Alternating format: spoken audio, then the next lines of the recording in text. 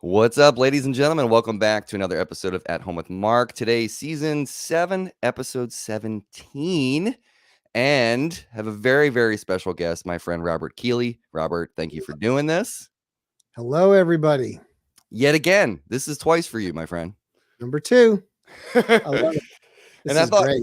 yeah, man, I thought we could have some fun on this one. The last time we kind of dove into your backstory and did that. Yeah. So if you want to learn more about Robert and the history of Keeley Electronics and everything, go back and watch that episode. But today, I got my 1994 New Year's Eve PHISH shirt on, Robert.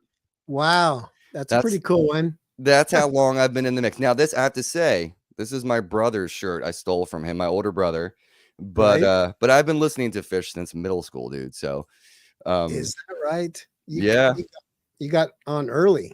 Way early, because that was 94. I was a freshman in high school. So, I mean, I was listening to them in 92.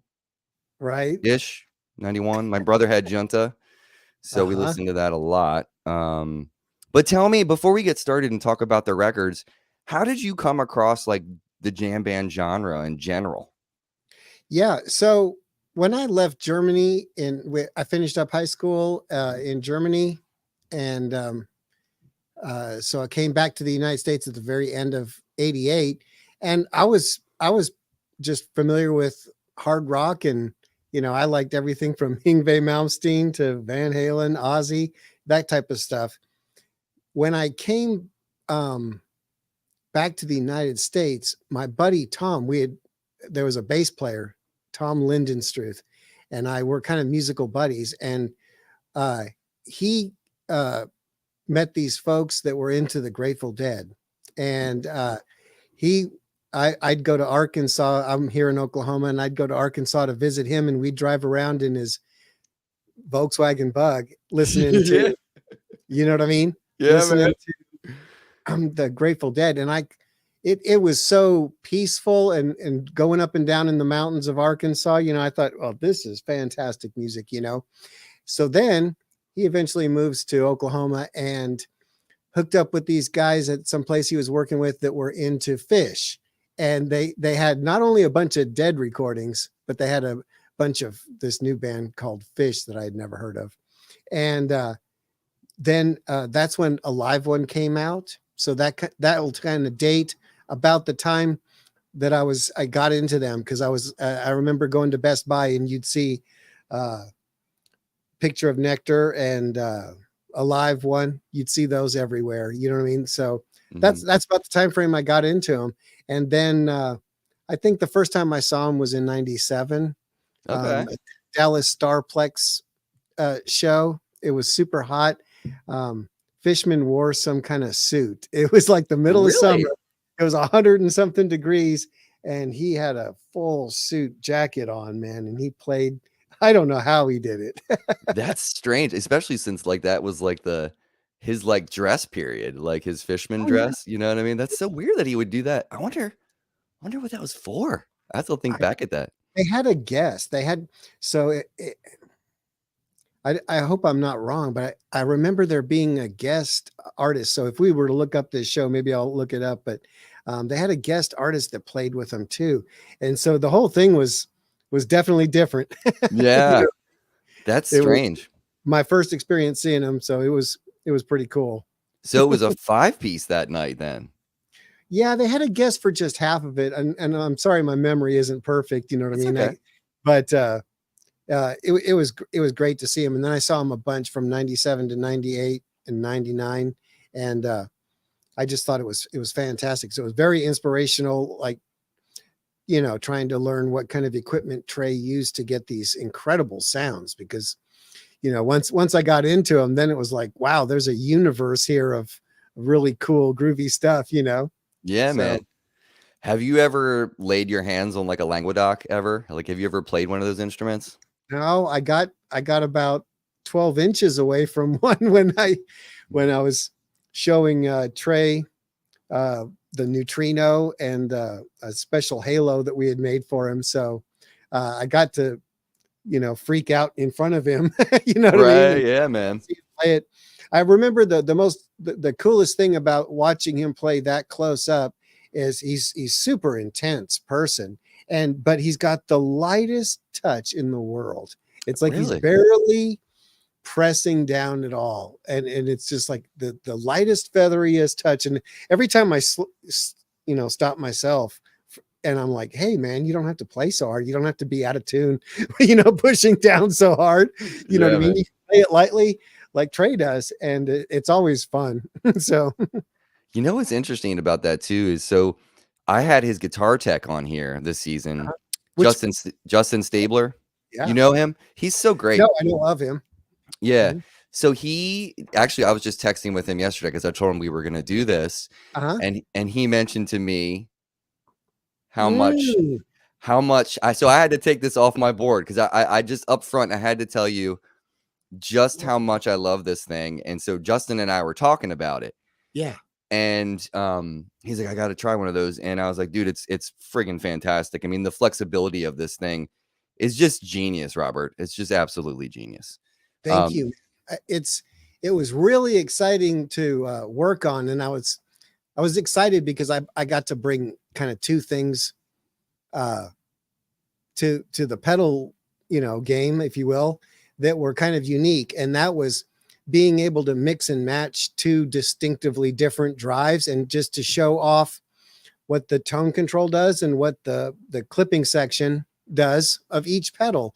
And I kind of got really lucky with this idea because it could translate to so many other pedals. So, I don't want to give away too much, but I'm glad to do it on your show. We have more pedals coming out of this series and theme, and it's fun to take two different drives. And what I got lucky with is that all distortion pedals, all drive stomp boxes are set up almost the identical same way. It's the distortion section and then the tone control section. So it's not easy, but it's relatively easy then to kind of mix and match these two things. Now you have to get the voltages right so that one section feeds the next, tone control, and without creating a bunch of noise or a bunch of weird effects and stuff like that, negative effects. So, but it is fun. And that's the one thing, is that I got to bring some new sounds because no one has heard these sounds before. Those hybrid modes, Yeah, you know, man. they're cool. They're different. They are what they are. They're just a mix and match between this and that. And so that was something cool where I could bring a bunch of new sounds. So in the end, there'll be like, there's going to be 4 pedals, and there'll be a total of 8 hybrid sounds then, and 8 classic type of dirt box sounds. And the other part is the way that we switch between true bypass and buffered bypass. And I got really happy with the silent switching on the halo pedal that we did with Andy. That was always in trails mode, so kind of a buffered mode.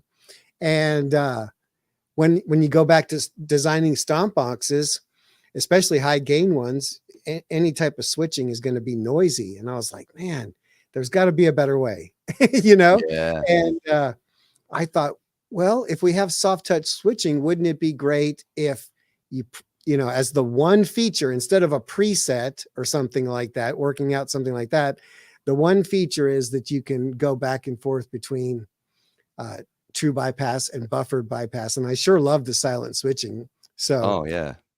yeah. I mean, it's Michael, brilliant.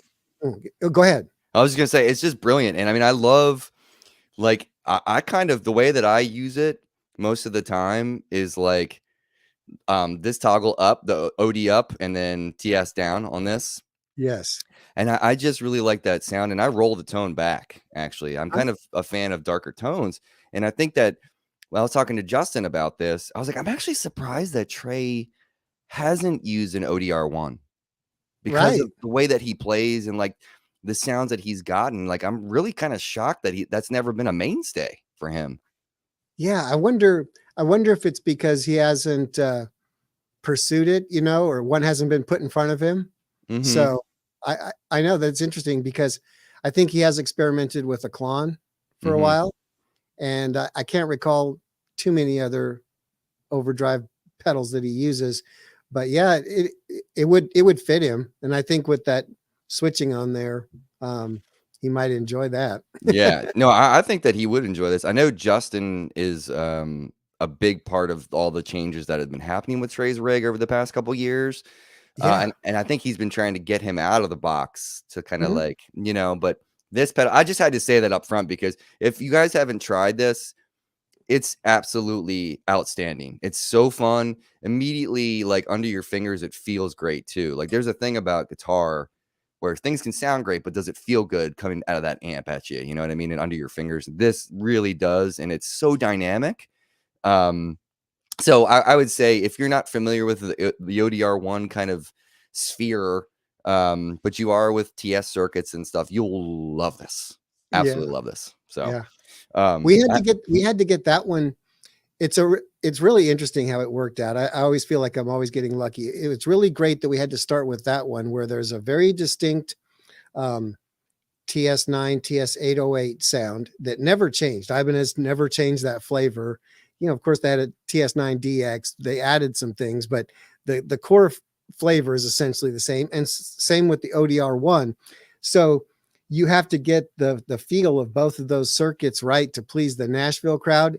And since we kept on bringing that pedal back to Brett Papa's house and having all those guys, those session guys come over and listen to it.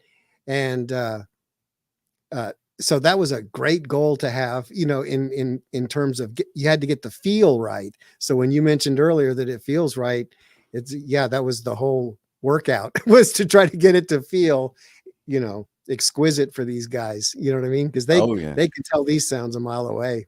I know. I feel like if you can get this past Tom Bukovac, then it's past the test. Like he's like the ODR1 like guy. So it looked like he was enjoying it from the videos I saw. He's so fun. He's so inspiring. My playing has gotten better just watching his homeschooling videos, because he'll just point out things like, hey, you don't have to grip the guitar so hard, you're going to be out of tune, and stuff like just little things like that. His chord voicings are magnificent. So yeah, just being close to him is magical. So yeah, it was pretty inspiring to get the pedal, get some approval, for that. And the Hydra, he really enjoyed the Hydra too, which is cool for that pedal to get some. Yeah, that's the one I haven't played yet that I want to try, because like competing it against the Flint for me, like I feel like there's so many cool things about the Hydra and what it can do. And I know you said you got lucky, but you're also very smart. So like, and calculating with this stuff, and what you're doing. You've been doing it for such a long time that it's maybe there's a little luck in there for you, but like I think it's because it's you doing it. So just to say that. Yeah. Thank you. Well, let's dive in because we don't have a lot of time. So I didn't want to do the whole catalog because they've got more records that we could get into. But for me, I guess up through I enjoyed Undermine, which was after Farmhouse. Right. But I thought we could go up to Farmhouse because I remember on the last episode we were both talking about how much we love that record. Oh yeah. But if we start in 1989, if we go back in the DeLorean back to that time, first and foremost, how crazy is it that record came out in the end of the 80s? Like so different. So different. I mean, I think Motley Crue and Poison and stuff like that was coming out, and then out of left field, in another universe, taking like the best of Yes and all kinds of crazy stuff. Here comes this band from Vermont. It's unbelievable. I couldn't imagine listening to it when it came out. You know what I mean? Right. And then like right after that, it's the grunge explosion too. Exactly. So it's like, where does that album fit? Yeah. Yeah. It's almost amazing that they amassed the following that they have, considering that they came out at that time with that music. Exactly. So, exactly. Well, tell me about what you love about Junta. Like, what are your favorites on that record? I like every last sound on there. It's so funny when I try to turn people onto it. They're like, "Man, Robert, why do you like PHISH so much?" They could be, well accomplished musicians, just not into jam band stuff and not get it. And I'll frequently play that one for them, and I'll tell them that I heard a tape once, a cassette tape, where it was Trey was doing these things a cappella on like YEM. Mm-hmm. He had all that stuff worked out, and I thought these guys have been working together, and Trey's worked so hard on this music. This is like his masterpiece. You know what I mean? So I don't know. I like every bit of that record, quite a bit. So Yeah. I mean, I spent a lot of time trying to learn how to play YEM on the guitar, and I had delusions of wanting to play that live. So, Mm-hmm. but that It's an the whole album interesting, is great. yeah, it's an interesting song because I feel like there's so much rhythmic interplay in YM. And I think that almost from what I have kind of gathered from when I've tried to work out some stuff in it, Yeah, it's almost like you have to understand the architecture of the rhythm of that song and the melodic rhythm patterns that are happening within those motifs. you're right. Because it's very left of center, and it's that whole vocabulary that kind of Trey was going through with like his time in UVM and stuff and in the music department. But I feel like there is a very interesting moment that I found like, oh, okay, so maybe I need to break this down rhythmically then melodically first. Yeah, And then I can understand where he's going, because you're playing over changes. I mean, his yeah, all of his arpeggios and everything are just outlining the chord changes, right? right, So if you really break it down to that, and you can slow it down to that and distill it, it's not that complicated. There's a little right. bit of acrobatics, Yeah. but ultimately speaking, we're using arpeggios to outline chord patterns, right? Mhm. So that song, and I think that was like one of the first things I heard coming out of my brother's room. Right. And I maybe heard maybe one of the first things I heard was like that whole like that whole thing. And I was like, what is this? It's just dissonance for dissonance sake kind of thing. Yeah. And then when you hear it break into like that stuff, you're like, what the hell is going on? Yeah. Yeah. Coming out of a whole like space odyssey, the whole beginning of that song. So I think that there's just the cool thing about Junta is there's so many different pieces of music within one song, even. Oh, yes. You know? No. It's like my favorites on that are definitely YM, because it was probably my first exposure Right. to that. But like I love Golgi Apparatus. That's like one of my favorite songs of all time. And I think the thing that really, and you could tell me what drew you into them, but for me, it felt like I liked how they didn't take themselves too seriously in a way. Right. Even though they were monster musicians putting out this crazy compositional through composed music, I didn't feel like it wasn't accessible. Right. I know. I like Trey for so many zillions of reasons, but I like the fact that there was the humor in it, because I was a fan of Frank Zappa's music at the time. I was getting into all that stuff and loving all of his records. So that humor in music, I could tell that Trey was heavily influenced by Zappa. And then I ended up reading it later on how him and Fishman were, big Zappa fans. So I think in the beginning, what drew me in was the level of precision, because the jam bands that I were into were the kind of Grateful Dead, and it doesn't have a precision element to it. You know what I mean? Right. And so when I get these recordings of PHISH, and I'm thinking, man, they just put 2.5 hours of perfection in. I don't remember hearing a bad note one. You know what I mean? How did these guys play so well? So it was that precision, and the fact that Trey's guitar playing and his melodic sense to me was kind of happy and major sounding, and so I really resonated with that. You know what I mean? And it didn't have the typical, say, like Stevie Ray Vaughan type blues isms, right? It seemed like it was different, and anytime they would step into different type of meters or anything, I always found that fascinating. You know what I mean? Totally. No, I mean that I feel like, man, like listening to their music early on because I started playing guitar in the 7th grade. Right. Listening to them that early for me was an education in and of itself musically. Exactly. I mean, I totally agree. It is an education. because there's no getting around the fact. I mean, love them or hate them, whatever you do, like you can't deny how talented all of them are. exactly. You Yeah, you know? might not like whatever, but they are fantastic musicians. Yeah. I love the way they listen to each other. Usually, when I'm trying to get people into them, there's a I think it's not a Gata Jabu. It'll come to me in a second. Mhm. At any rate, um, there's this. It's a 12, 13, 14 minute song, right? And from 2013 of all years, but holy cow, the interplay between uh, the three of them. I mean, and I hate to discount Mike, not, but sometimes the interplay is just magical between Trey and Paige, and I'm like, listen to how they're all talking to each other. I mean, Fishman will say something on the drums, and then the two of the Paige and them are talking about it in their solo. You know what I mean? Yeah, I know, man.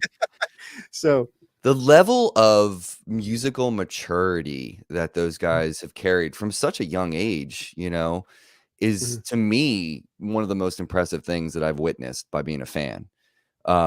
And like you said, like, yeah, Paige, like his comping, mhm.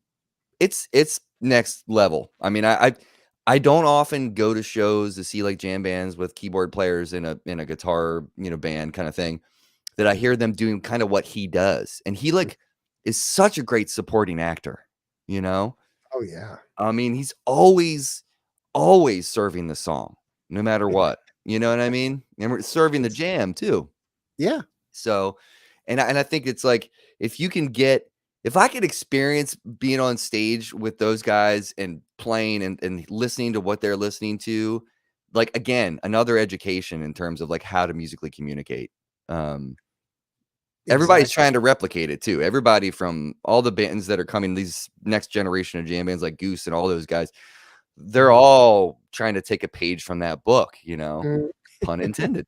But I think, that record it's funny that you say that that's like the first one that you'll play for people because I found that one kind of turns people off if they hear something like Contact. Right? Or like I'm like, well, Totally. I'm not gonna play you Iculus or Contact or something like that first. But when you move to Lawn Boy in Yes. 1990, oh yeah, what's your favorites on there?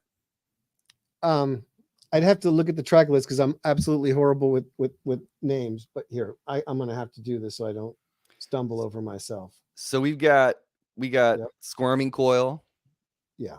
Reba. It's another one. Yeah. So Reba is particularly amazing to me because I think I got some tab for it back in the day, Usenet type style tab. And I was completely amazed and blown away by that. Plus the lyrics are insane. And Mhm. so that one is uh, absolutely fantastic. Uh, um, I love the solo in Reba is, well, I guess depends on how you look at it. I think the original one is maybe even tuned in like E flat or something weird, isn't it? Or F or something. Yeah, I think there was some detuning going on post-production possibly. Oh, I see. It sounded like that. Mhm. I can't tell, but yeah, you might be right. But I sure like what I call in my head, I think of it as being where I hear Frank Zappa type stuff, where you have that E over the um, F major seventh, F sharp Mhm. major seventh, that type of, I don't know if that's a Lydian thing or what, but I love the sound of that. And I could do that for days, weeks, months on end. So that type of Yeah. jamming is just really fun for me. I just love that kind of stuff. So Yeah. that one's great. And then the insane playing in of course, Split Open Melt is one of those timing things, right? You know what I mean? Yeah. It's so Mhm. fun. And then the insanity with Run Like an Antelope, that whole Mm. thing, I could Yeah. listen to that a million bazillion times. I love all the different variations of live ones, you know what I mean? Oh So my god. And there's a really, really good Reba that was just mhm, released a couple months ago. So, mhm. they released a show from the Gorge from the late '90s. Yeah. That is a cocaine fueled Reba. That's the like coke fish era. Uh-huh. And I'll tell you, man, when I heard them start and I heard boom, boom, dum, dum, dum, dum, dum, I was like, how are they going to do this? How are they going to stay at this tempo? There is no way.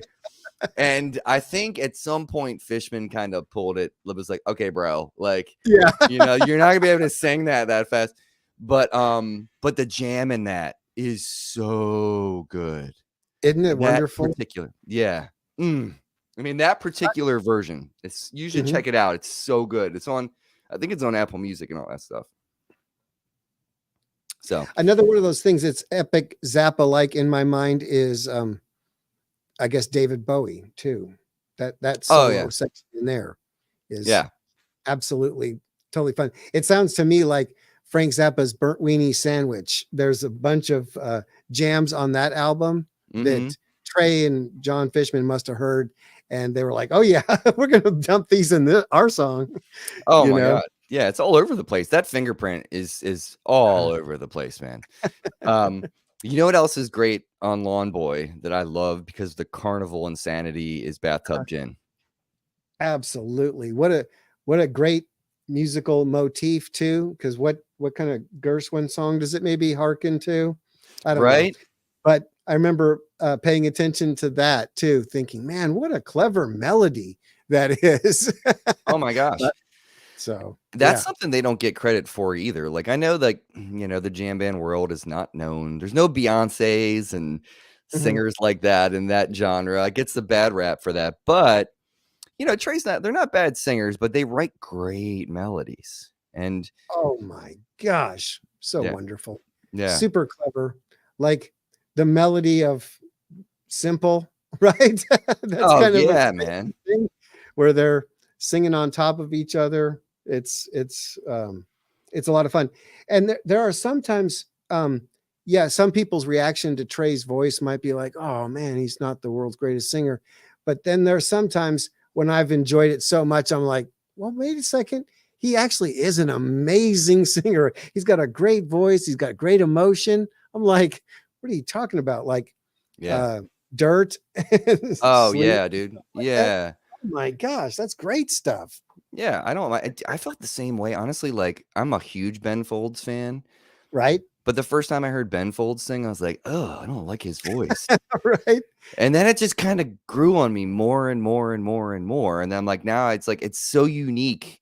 And that's the thing too, is like that's the fingerprint thing again. It's like it's original, you know, it's like authentic, you know what I mean? Exactly.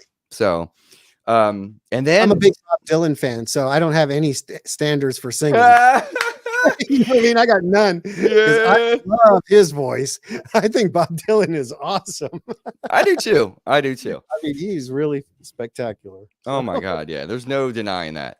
And what's interesting about that too is like, well, I would gather, who knows when they recorded Junta, but that came out in 89, but like Lawn Boy came out in 90. Amazing. How can you write that much great material in such a short time period? You know, I guess, you know, when they're touring and road dogging it, you know, do you know what I mean? Like they're on the road, trying out new songs. And like, that's probably like when they're writing all that material and everything. That would be my guess. Man, I heard this story. Maybe you can tell me whether it's true, but I think that they played a show in Las Vegas and they played the Velvet Underground for their Halloween thing. And they heard that people weren't going to follow them up to Utah. And they were just going to go straight from Las Vegas to California and skip the Salt Lake City, Utah show. So they decided to learn Dark Side of the Moon. And they played for 2,000 people in Salt Lake City. But if you listen to that recording, which I had a bootleg of that forever, the story I heard with it is that they had rehearsed all day on the bus going up there. And it's amazing what John Fishman does with his, vacuum cleaner solo and stuff like that. The amount of stuff that Page had to work out is insane. Yeah. You know what I mean? That's a tall order to do that record justice. Yeah. You know? Yeah.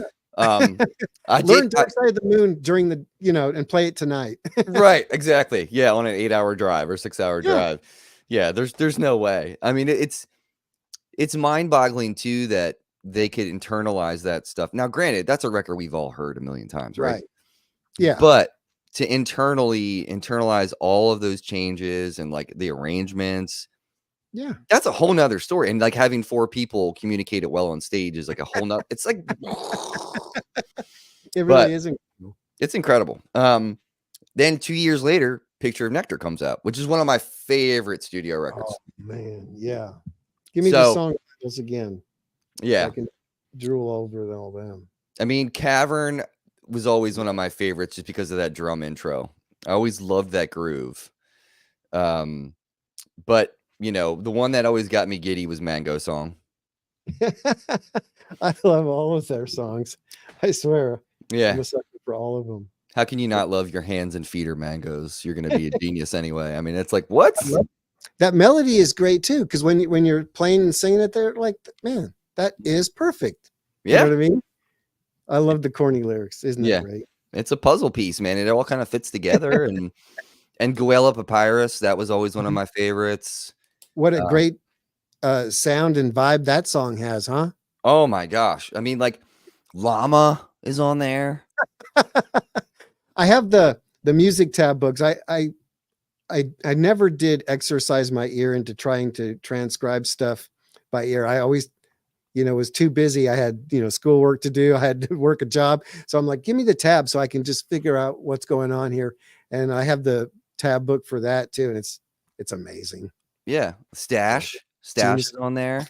Yeah, exactly. Every time I play that for a jazz dude, they are always very excited about the chord change. They're like, oh, that was clever. I like that. You know what I mean? It's hip. I mean, it's totally hip, dude. Yeah. I mean, Glide is such a great tune. Tweezer is on there, like, which is a fan favorite. I was going to bluegrass festivals up in Kansas, the Walnut Valley Festival. That at the time, so I was learning all this bluegrass stuff because it was so fun. And I heard that Mike Gordon was also into a lot of bluegrass type of stuff. So that just made the band even more special. I'm like, man, they're into Zappa and bluegrass. Yeah. Wow, this band rocks. Right? It's not much to do in northern Vermont in the middle of the winter, but for probably 5 or 6 months of just like shedding on your instrument, you know what I mean? Right. It's like all the stories you hear about, like all the great Canadian artists like Ariel and Joey and all those cats. Like, what are you gonna do? Go outside and freeze your butt off in the middle of a Manitoba winter? No, stay inside. I'm gonna shed. But, Rick Emmett, Triumph. He's woodshedding, right? Yeah. I mean, there's I wouldn't be outside. I mean, I don't go outside now, and it's only 35 degrees. If it's negative something, hell no, I'm not going outside. All right, then 1 year later, Rift. Yes. 1 year. Unbelievable, huh? Crazy.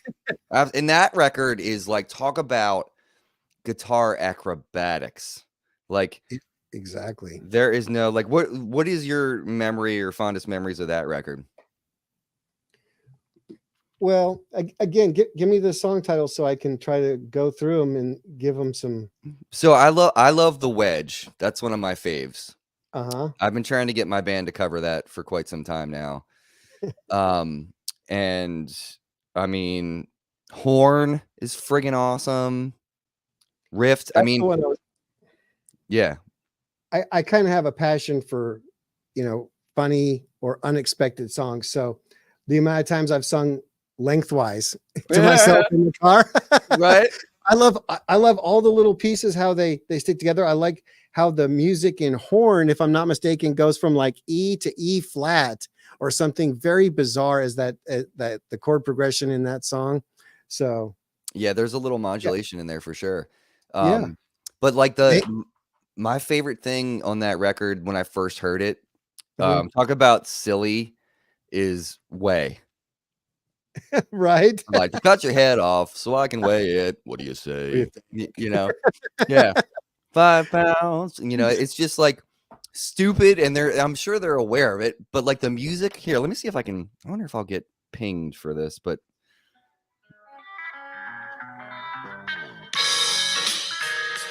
isn't that great? That lick, I've never tried to work that out, and I've always been like, I gotta figure that little lick out.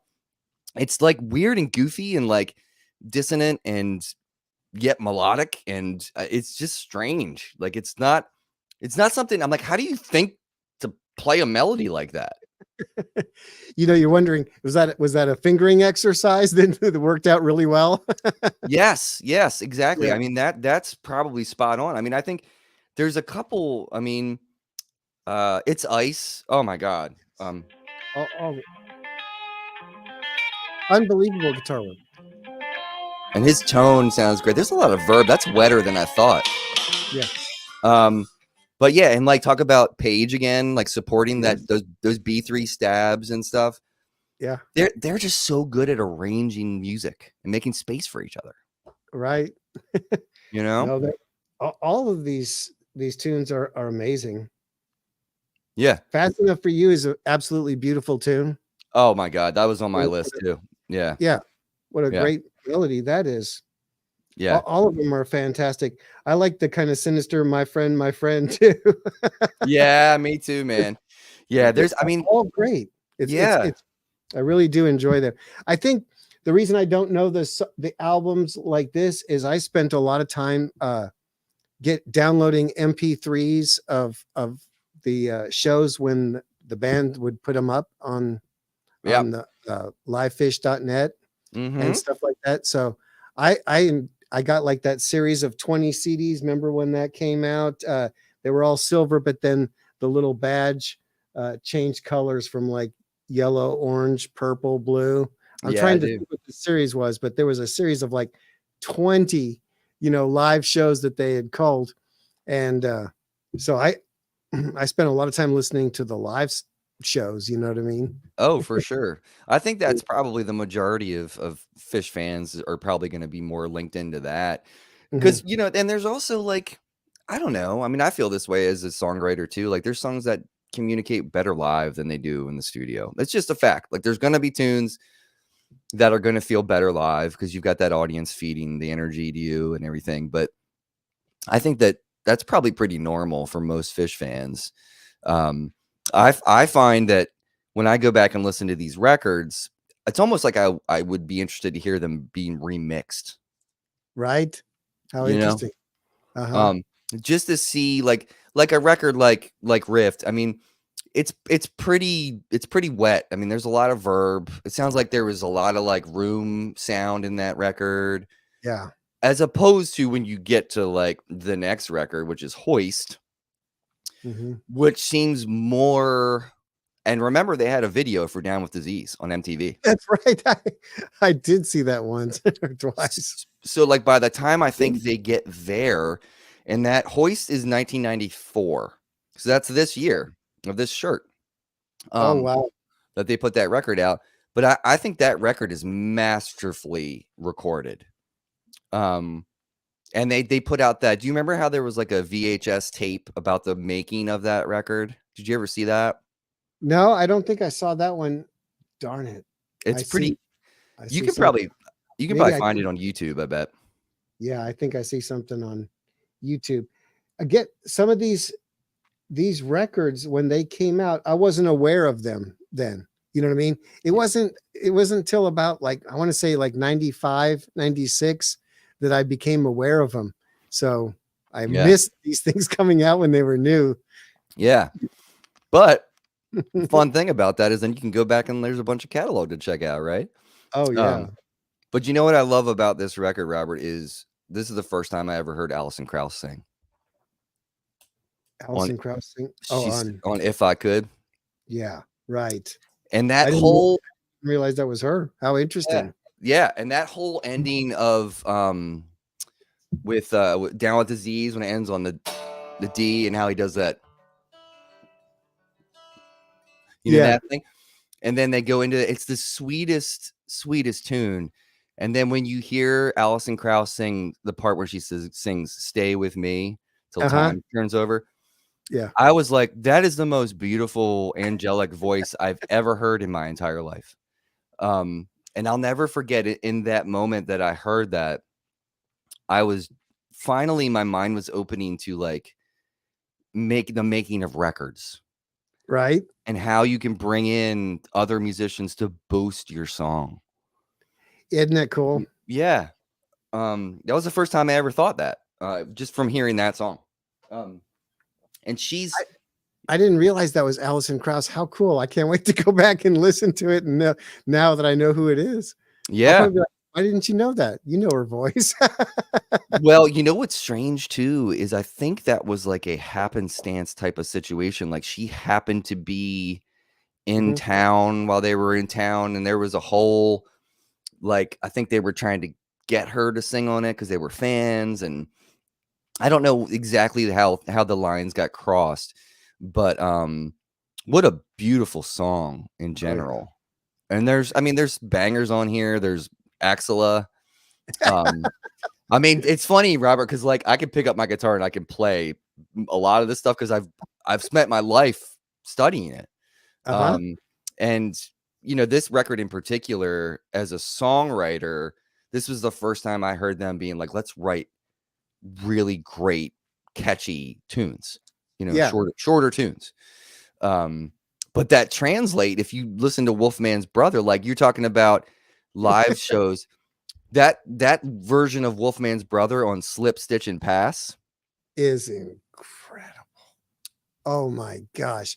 I was listening to that this morning, and it's just Trey's wah use when he's singing. It's like he just gets the chords to sound so magnificent. Yeah, that's a great one. Yeah. What is, side note, what is your favorite wah? Oh, I really like the Vox V847. And I like the really old Crybaby ones that are Italian and the ones that made in Chicago. Okay. Those kind of older ones. I have threatened to design a wall enclosure or get together with somebody and design a wall enclosure because I have some really fun ideas. And now that we have a turret punch, and I'll be getting a laser probably in the next 6 months, and now we've got the brake, the CNC brake, so I can start to shape, new pieces of metal into new shapes that I haven't been able to do in the past.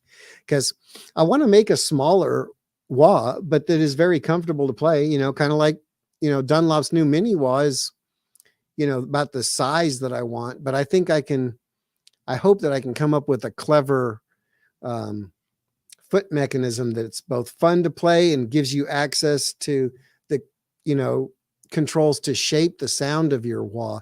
That's always been a problem with wahs, in my opinion, is if you have to get one that's has just the right cue for yourself, you know what I mean, and the right sweep, and it has to work well with your gear. I'd like to be able to do some more fun stuff with, if it was a digital wah, right? Then I could have it like you could control an envelope filter with your foot, and then you could start to do things where one sweep would be more, you could have it sweep more like that random sample filter and hold type of pedal, the random sample and hold pedal. Right. And you could have it do some really strange stuff with that was more, say, random if you pushed it down. You know what I mean? You could just do all kinds of different stuff. So Yeah, at man. any rate, I have a bunch of thoughts on wah pedals, but I like certain old ones. They say if you get the everything replaced on them, like the pot, the switch, the jacks, Right. you finally get the thing working after 10 years, it'll sound pretty good. Right. So the guts, you love the guts of them. Oh yeah. Yeah. Okay. So, but actually, I think Mike Fulltone made a fabulously stout wah, and Jeffrey Teese, of course, made a bazillion good sounding wahs. So Yeah. there's lots of good wahs out there. There is. Yeah. But there's room for a Keeley wah. Yeah. There is room for a Keeley one, because trust me, mine's going to be pretty crazy. Heck yeah. All right. So we got 94 Hoist. And then right after that is actually my favorite PHISH record, which is Billy Breathes. All right. I love that one too. It's another one I got the book for. And I remember trying to learn those songs because they were a little bit more, you could sit down with an acoustic guitar. And my daughter, my first child was being born in 98 when I was learning how to play those songs, I think the record came out in 96 though, right? Yes. Something like that. Yep. Yeah. But when I was getting to it was in 97 and 98. And learning to play those songs and I could kind of sing them on an acoustic guitar type thing, because I was telling you I was into bluegrass at the time. Mhm. That was a fabulous record. I was like, Yeah. yeah, I dig this. And this is just the trajectory of like continuing to just write great songs first and foremost. Yeah. And I think this is the turning point in their career where I think a lot of their fans felt a little bit disenfranchised because they weren't doing all the crazy through compose stuff right at this moment. Right. But I think what happened is they were like interested in writing good songs. Yeah. And like that was the stigma, right? Of the jam band world. Was like their songs are not great. It's like music for the sake of music so they can improvise. Which I would stoutly like disagree with, but like I know, right? I think at this point, when you're talking about, I mean, I love Free, like that first Oh, boom, like is it's just great. like woo, like but Character Zero, Oh like yeah. so much hip stuff. His tone on that, the opening of that song in particular, Mhm. Character Zero, Yep. is almost like it doesn't it sound like there's a mic on the body of the Languedoc as well as on the cab? Like it's That almost like guitar has an amazing, like, open, transparent sound. yeah, It's got a good sound. yeah. Yeah.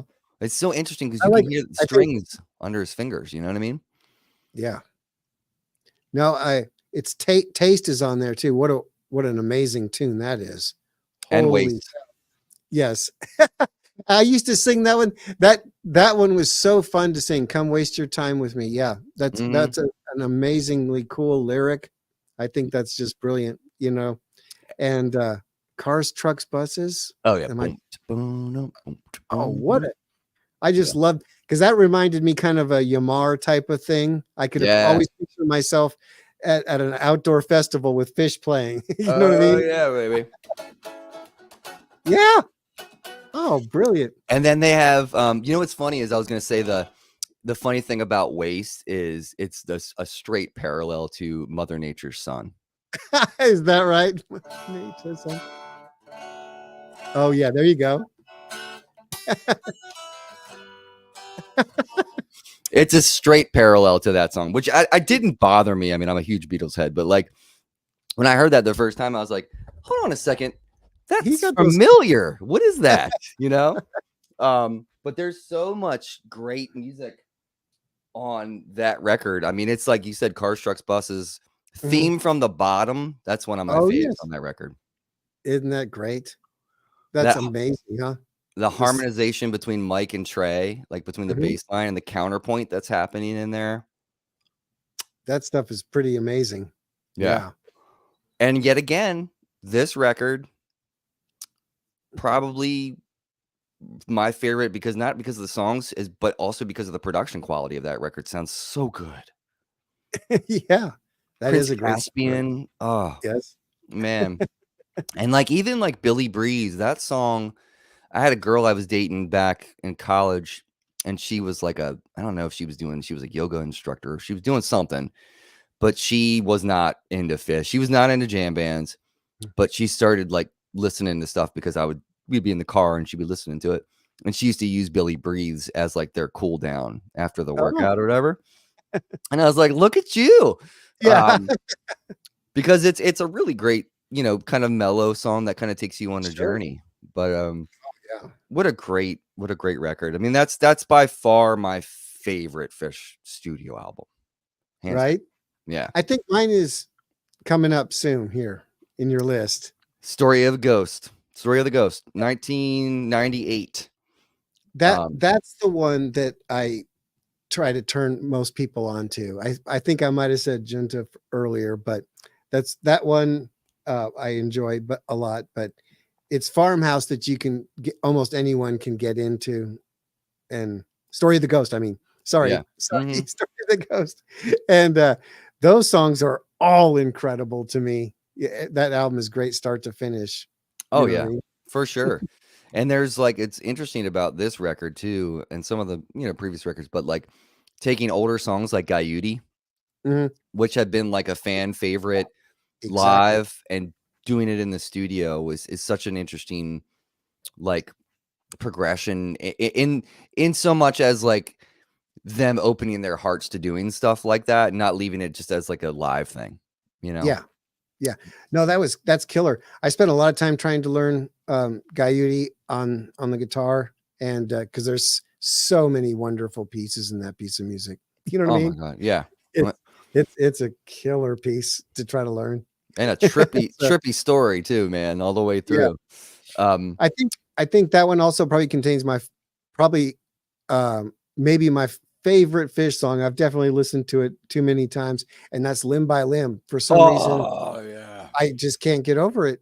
You know, it's just that good. You It, know what I mean? oh my God. Yeah. And the solo in that and that little Is hesitation that Fishman has right before, totally woo, that breaks. the whole thing is magnificent, man. Yeah. There happens to be one of my favorite versions of it. Because I was there, you know, but there's a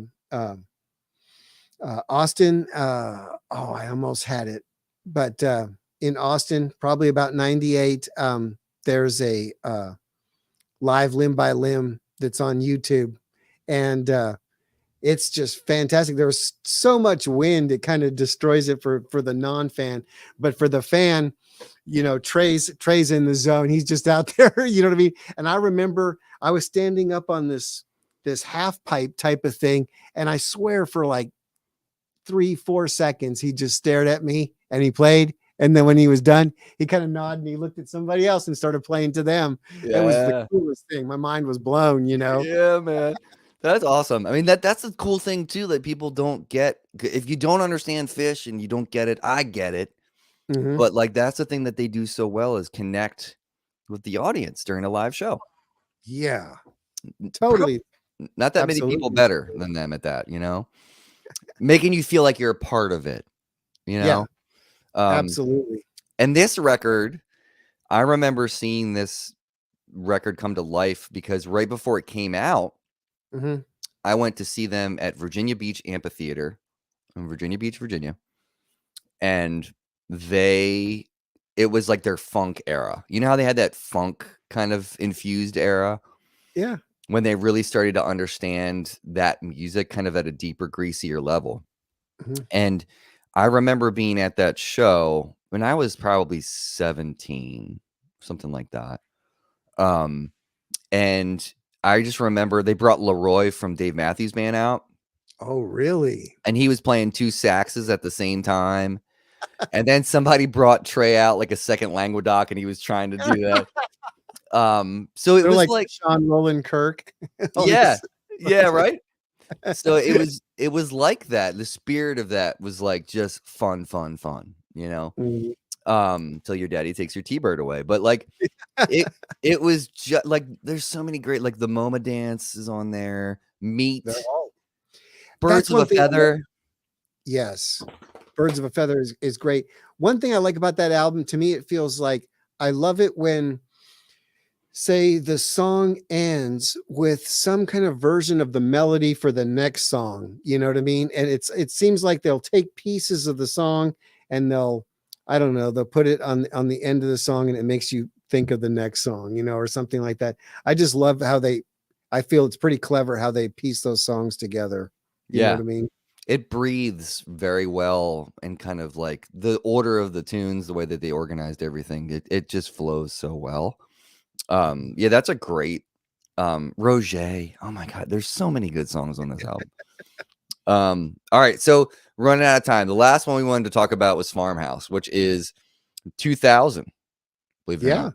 So there's talk about yet again another record of great songs first and foremost. Yeah, those are all great songs to learn. Yeah. What's the one? Listen as she speaks to you, hear the voices flutter through. Oh yeah. Oh my gosh. In the Sky. Water in the Sky. Water in the Sky is on, what record is that on? Did I get it wrong?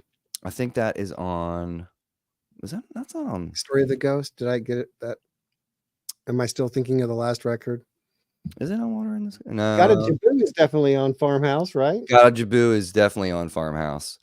Man, what Water in the Sky. What record is that on? I Oh, know. that's on Story of a Ghost. Story of the Ghost. Okay. Yeah, that's Sorry a about great tune though. That's a killing tune. I know. I forgot about that You song. can play that at any tempo like they do. They show you, you know what I mean? You can play Yeah. it like a country song. You can play it really fast and it's actually just as great. Yeah. It's burning, man. But Twist was one of my faves. Absolutely. It took me a little while to get into that one, but then when you see it live a couple times and you see a couple 20-minute twists that are epic jams, it's pretty Yeah, fun. that's a great one. And I love Back on the Train. I've learned Back on the Train numerous times too, that F and B flat, C, whatever, E flat maybe in there too. And that what a Mhm. great song. Talk about, Trey and all those guys writing songs. It's not just a jam. Uh all those songs there prove it too, because when you learn those songs and you get into the feel of them, Trey writes great songs. Really, really great songs. I Oh, mean, there's people hate on Bug. I think Bug's a good tune. oh, I Um, like all the songs. I mean, Yeah. my band covers First Tube, and even if people don't know it's a PHISH tune, that's a really great song. It's Yeah. super fun to play. It's super Oh, fun once you get into that improvisation section. There. I mean, there's Sleep. That's a beautiful lullaby of a tune. absolutely. I told you I was a sucker for major sounding stuff. Not only Frank Zappa stuff, I like really weird stuff, but also like things like Heavy Things and Gotta Jaboo. Those to me are I love those songs. They might be simple, whatever, but I think they're masterpieces. And No, I like do too. remember hearing Piper before it was on this clip here too. So that was really cool to catch wind of that, how they snuck that on there. Yeah, and And that one's cool too because that's using the age-old round thing that we all did with row your boat, and it's just like the way that they made that work for that song. It's like simple brilliance. I love how they sing in rounds. I always think that's like a sign of a great band, is a band that can sing in rounds like that. You know Hmm. what I mean? Yeah, Where somebody starts up, then somebody starts a couple words later. Oh my yeah. God, that's fabulous. We didn't even talk about like bouncing around the room, but like that Yeah. that song is, I think for a long time people got like sick of it, Mhm. but I've been re-listening to it lately, as of late, and just trying to remember why was such a great song the first time I heard it, you Yeah. know. Yeah. And there's just so much good stuff going on there in terms of Fishman's Groove, boom, that kind of thing. And then you've got, all the goodness of those harmonies between Paige and Trader and the verses and everything. Yep. And then again, the end, the round, and I awoke faintly bouncing around the room. And it's just I know. the Isn't that echo of sweet? whoever spoke, you know what I mean? Like it's just, and I then think it's Trey's brilliant. licks at the end, like that stuff. And he's singing while he's doing that. Yeah, that dude is so amazing. It's yeah, it's just this band is. I feel like for the longest period of time, I kind of shunned. Like when I went to Berkeley, I was kind of shunning the jam band stuff because I was like, I'm kind of limiting myself in a way because I'm not opening my mind to other things. And that not like I feel like as a young guitarist, like that's you kind of get tunnel vision for a bit, right? Yeah. So I was like, I'm gonna get deep into like Schofield and Wayne Krantz and Bill Frisell and all these great players, which I did. Mhm. And then when I was done, I started to think about like, why did I love that stuff before? And then I went back and listened to it. And very recently too, like again, I'm having a second revelation with it Mhm. and being like, this is why I loved it because it feels good and it's fun. Yeah. There's no Totally. pretentiousness. No, no, that it's so inspirational to see it from that fresh new perspective. I mean, I've said this to other people before, and I think they were kind of shocked, but it really is true. Fish and then me investigating how was he getting this, sustain and these guitar sounds that I didn't hear in the rock and roll world with a Marshall Stack. Um, that really inspired the whole company. Our best selling pedal is the Keeley compressor because I wanted to try to emulate that Ross compressor sound. I just looked on Reverb and it's like the fifth most popular pedal. Oh It's yeah. like it, and that's all from the inspiration of listening to the group PHISH and Trey, the stuff that comes out of that. I mean, I wouldn't have dived into Tube Screamers if Trey hadn't have played them. You know what I mean? So I wouldn't have investigated them first, maybe. You know what I mean? Yeah. So it's I find their music and their sound, their approach to everything, the feel of everything that they say, like how they practiced, how they developed stuff. And the one time I got to meet Trey, you know, just watching him from 100 feet away is inspiring. It's like, wow, I need to be more like that. Right. Dude's obsessed with music, you know. He is like constantly jumping around thinking about when's the next rehearsal, when can I get this sound out, when is this going on till I can make more music. Like, wow, this guy's amazing. He inspired my whole company as a, you know. I wonder how many people know that too, Robert. Like, probably not a lot of people know that. I mean, I definitely let Michael K know, I think, and stuff like that. So I think I told him in an email. So yeah, he's a really nice guy. Well, I mean, I feel like his work ethic, like Trey's work ethic, at least, it's kind of like spilled into like how passionate you are about what you do too, you know, and like, and we talked about this when you were on last time, but it's a blessing. First of all, it's a blessing for me to know you now and know how hard you work on this stuff and like the lineage of where you were and where you are now. Mhm. But it's so cool to see how that stuff still excites you, just like this other stuff still excites Trey. Yeah. You know, I mean, there's not a lot of music can be a fickle thing. Right. It can come in and out of your heart, you know what I mean, over periods of time.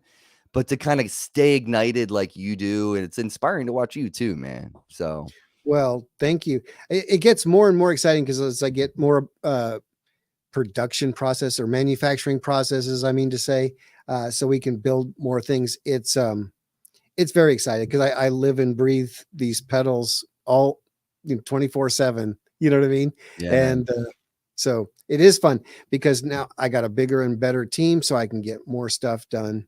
So yeah. that is fun. That's beautiful, man. And I know on Instagram, I don't know if you guys mentioned there was an announcement. Was it about the line of pedals or what's going on? Tell me. Thank you, Mark. You're so awesome. No problem. Okay. I am supposed to tell you about this idea that I had where we're going to give away one of these Noble Screamers that you mentioned. Oh my gosh. If you just go to the website, rkfx.com, that's my website, rkfx.com, and go to the promotions tab. That's where you can sign up to win a Noble Screamer that I signed today. Yep. Right there. Here we go. I wonder if I have it. I don't think I have it right here in front of me anymore. But yeah, people probably throw a term around, this is my best work so far, this ever, whatever. I am really, really proud of the Halo pedal, but for dirt boxes, this is by far the best I've offered. And then as you see how this series is going to unfold, where you can get a bunch of different new sounds, and they all work so well together, and they all have that sound and feel. So this is definitely my best drive work. You know what I mean? Yeah, that's saying something too, man, because you've been doing it for a minute. So I really have on drive pedals. I've definitely been working with those for 22 years. So this is definitely my best work there. That's saying something, folks. And I would say also too, as a fan of your work, and like the fuzz bender is friggin' awesome. Like if people, oh man, I love fuzz, and so affordable and so amazing. I mean, everything you do has got like your kind of taste of approval on it. But like you're right, man. This is like a new chapter. Let's just say that it's a new chapter. Yeah, the new enclosure is fun, and now we can design. It's got a little tilt to it. It's great. It's fun when you're playing barefoot. You know what I mean? You can just go over there and tap it. Our other pedals, had the old true bypass switch, and it was not as fun as this. So. Yeah, no, it's gorgeous. It's absolutely gorgeous. Well, Robert, I don't want to take up more of your time, man, but like it's always a pleasure having you on here. This was a lot of fun to talk about this band. I love talking about this band. I wish I had all the songs memorized in my head, you know what I mean? But by name, but they're all fantastic. You know, Yeah. he's very inspiring. Yep. Well, I think speaking for both of us, if you're not hip to PHISH, or if you've been putting up blockades and not interested in checking them out, rethink it, because Robert Keeley thinks they're cool. Yeah, they really are. Yeah, man. Well, Robert, anything else to kind of drop before we roll? I hope I haven't forgotten anything. I'm going to have to reward you for not letting me forget. Well, I'm going to do tomorrow. I'll post on my stories. I'll post that little thing about the promotion so everybody can see that again. So yeah, you guys wonderful. Wonderful. So awesome. Sweet. Well, Robert, thanks as always, you're always welcome, man. Anytime something new's coming out, you're always welcome to come and talk about it, of course. So great. Everybody, take care. Oh, first and foremost, I forgot to say this. BV, thank you. BV's in here. Oh, BV is incredible. He's a super nice guy. Yeah, dropping all the links in here. So thank you so much for doing that, BV. I think I'm going to give him some of my top secret stuff so he can be in the mix when we are ready to release it. So I think I'm going to send him a couple more prototype / beta models, whatever. Heck yeah. He's a very friendly guy. Oh, amazing human being. And then here, last and foremost, Win Noble Screamer. Here's the promotion. So we'll leave that right there. Thank you, sir. Sweet. All right, everybody, have a wonderful evening. Take care of yourself. Thanks, appreciate y'all. Take care of each other. Yeah, man. We'll see you next time. Bye.